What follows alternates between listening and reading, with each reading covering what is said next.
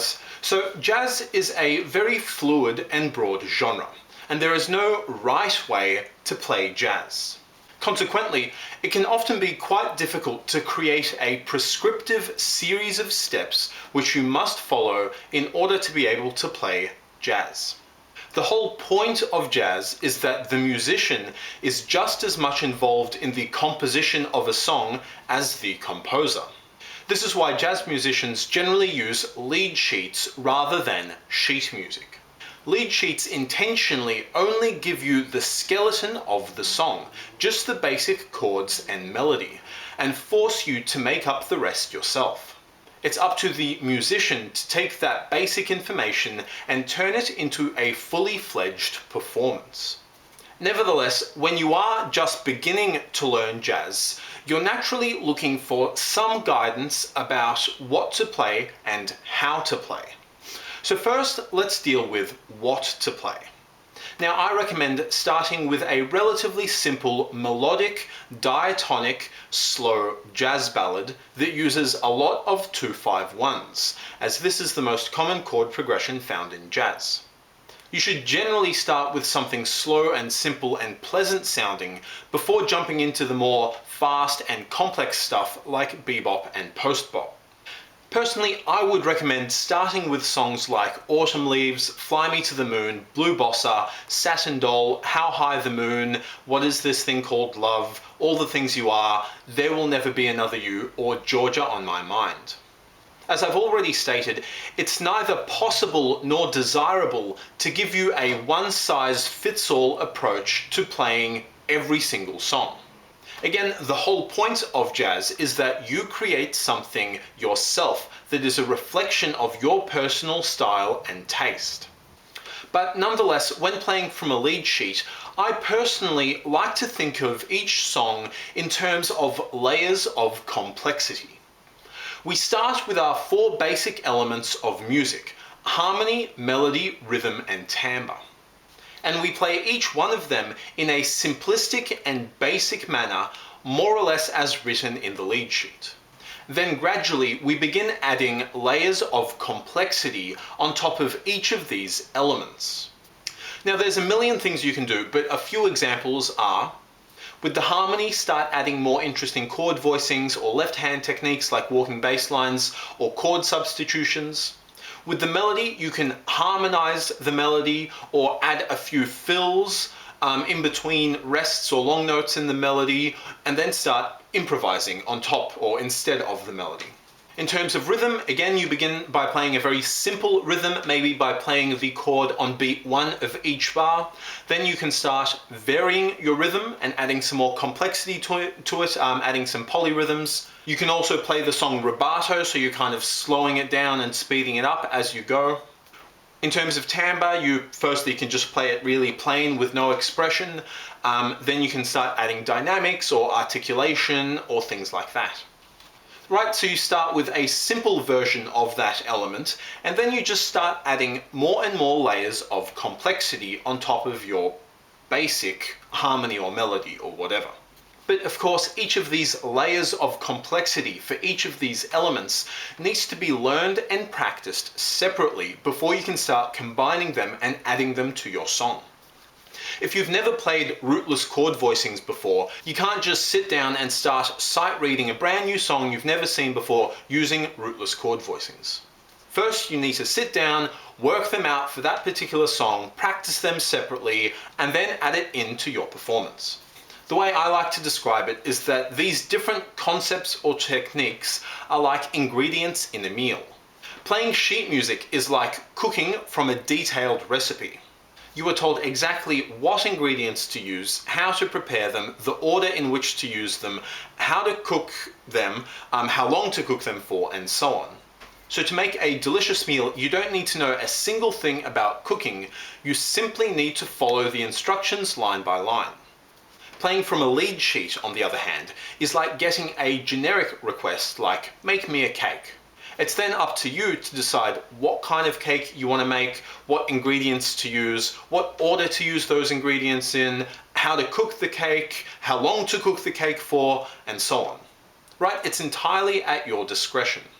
But in order to be able to do this, you first need a basic understanding of what ingredients are available, how they taste, how they interact with each other, how they react to heat, how to combine them using various cooking techniques, and all the different ways you can cook a cake.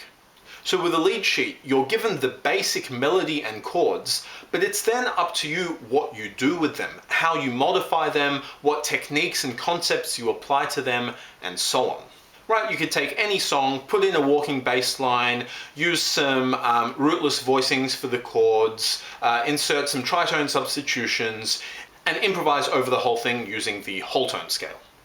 So then in this way, you've spontaneously created a jazz performance. But in order to do this, you really need to know the basic ingredients of jazz piano. So to demonstrate some of the things you could do, I'll now take section A of Autumn Leaves and play it as a complete beginner might, and then slowly start adding more and more layers of complexity until we have something that resembles a jazz piano performance.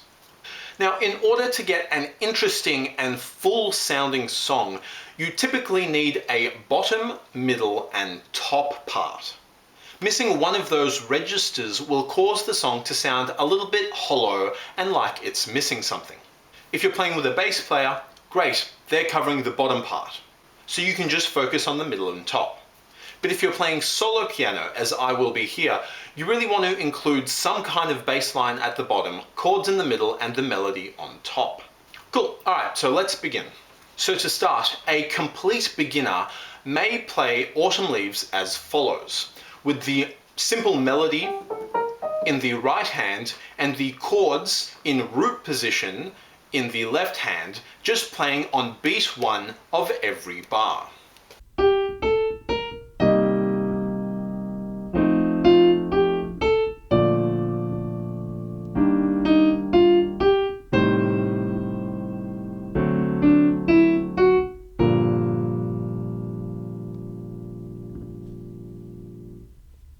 Next, as you get more comfortable with the song, you might start playing the chords by alternating between root position and second inversion to get a smoother voice leading, but still playing on beat 1 of each bar and holding it for the bar. So doing this, you'd get something as follows.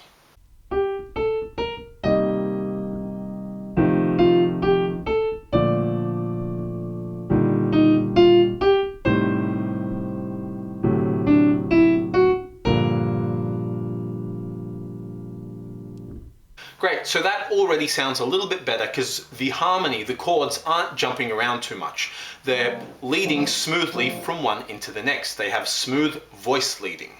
Next, instead of playing those chords just on beat 1 of every bar, we could create some rhythmic interest by playing the chords between the melody. So we're going to play a melodic phrase and then the chords, then the melody again, then the chords again, and so on, and sort of alternate between the two.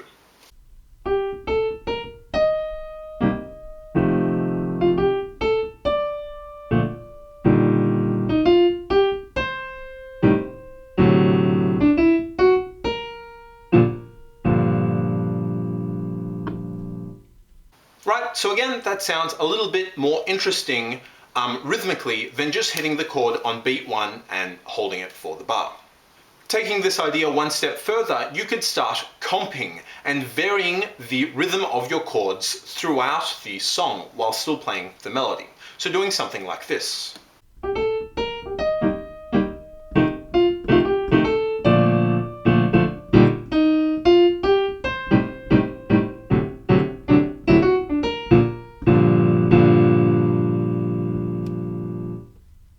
So I'm still playing the basic melody, but sort of freely interpreting the rhythm, and still playing the basic chords, just the basic 7th chords, but I'm playing them with a more interesting rhythm by comping, right? So varying the rhythm, not just hitting him on beat 1, not just playing him between the melody, sort of mixing it up a little bit in regards to the rhythm of the chords. So at the moment we have that middle part and a top part. However, we don't have a bottom part. We don't have something in the bottom register, so our song sounds a little bit hollow. So to fill out that bottom register, we can learn a walking bass line. So then we're going to play a walking bass line in our left hand down the bottom and the melody in our right hand.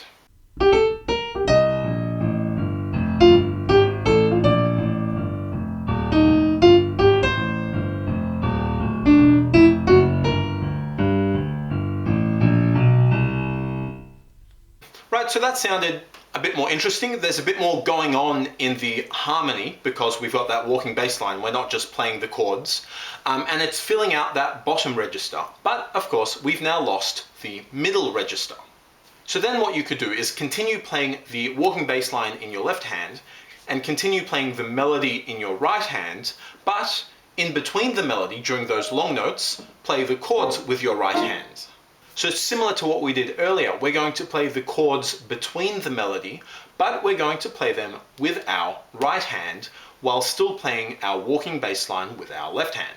Doing this sounds as follows.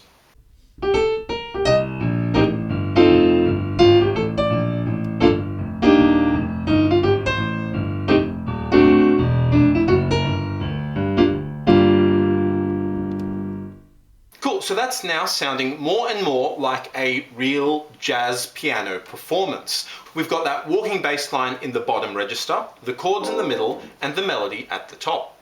But up until this point, we've just been playing the basic 7th chord, which is fine for a beginner, but it sort of gets a little bit simplistic and boring after a while. So now, instead of playing 7th chords, we could play rootless chords. Now I have a whole separate video on rootless chords if you don't know what these are, so you can go check them out. But they're pretty self-explanatory. Instead of playing a C minor 7 with the root, we're now going to play a C minor 9. But because we don't have enough fingers to play all those notes, we're going to drop the root, so we're playing a rootless C minor 9. So now, similar to what we did before, we're going to play the melody with our right hand, the chords in between the melody with our left hand, but we're going to be using these rootless chords instead of 7th chords. Doing this sounds as follows.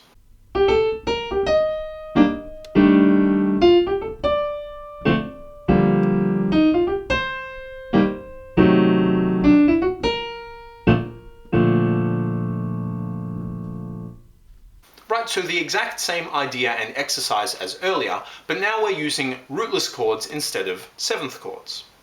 And similarly, we could combine the walking bass line in our left hand and the melody and chords in our right hand like we did last time, but use these rootless chord voicings. Doing this sounds as follows.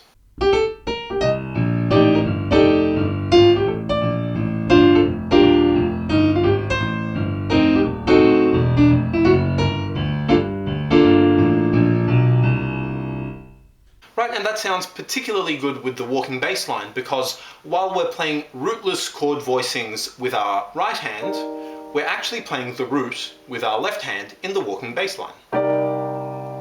So together we actually have a full rooted chord, if you like. But all this time we've been playing the harmony, the chords, with a single hand, whether that be our left hand or our right hand. We could create a slightly more interesting and sophisticated sound by playing two-handed chord voicings. So this literally means that you're taking the notes of the chord and breaking them up so that you play them with two hands. And that way you're increasing the range that you're playing the chord over, and so you're going to create a fuller, more balanced sound to the harmony. So something like this, rather than this. Right, with two hands, spreading those notes out a little bit further to greater than an octave range, we create a fuller, more balanced sound that sounds great. So now we can use this idea with Autumn Leaves. So we're going to have a bass part, two-handed chord voicings, and the melody on top. And doing that sounds as follows.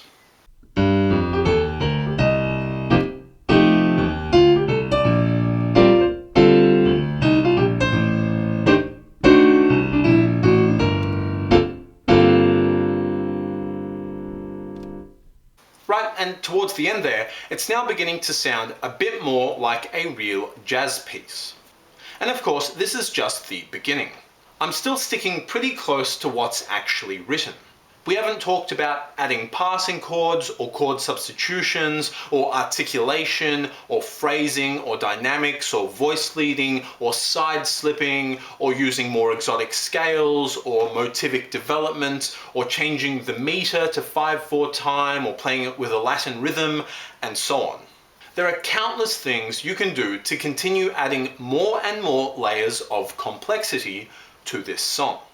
Now let me give you one more example with section A of Satin Doll. Let's do the exact same thing, starting really simple and then adding layers of complexity.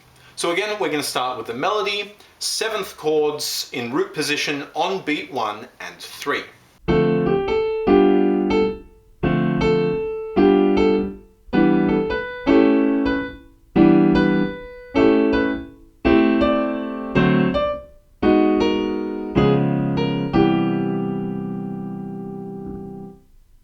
Great, now let's continue using 7th chords, but start alternating between root position and 2nd inversion.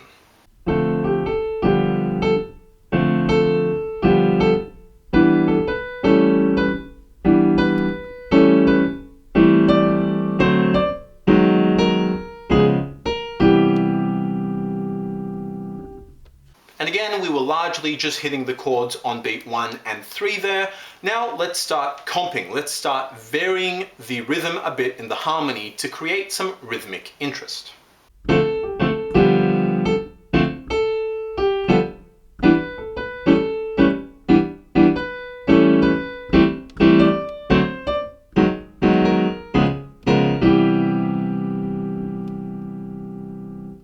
Cool, so still the melody, still 7th chords in root and 2nd inversion, but just varying the rhythm a little bit to create some rhythmic interest. Next, to create a bit more movement in the harmony and a bit more interest, we can insert a left hand technique like stride piano.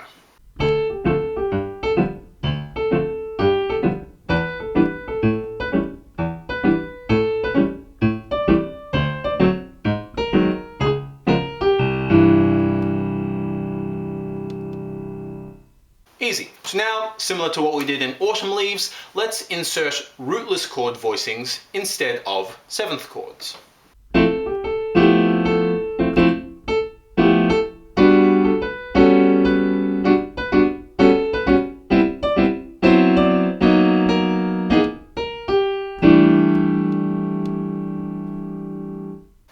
And finally, let's add two-handed chord voicings to again spread out the range of our harmony.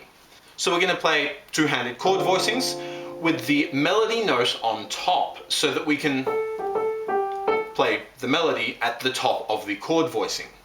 So whereas with Autumn Leaves we were playing the chords between the melody, here we're going to play the chords with the melody. So it's going to create a slightly different feel or texture. And we're also going to throw in some root notes down the bottom for good measure, just to get that bass part in there. Cool, so we could play something like this.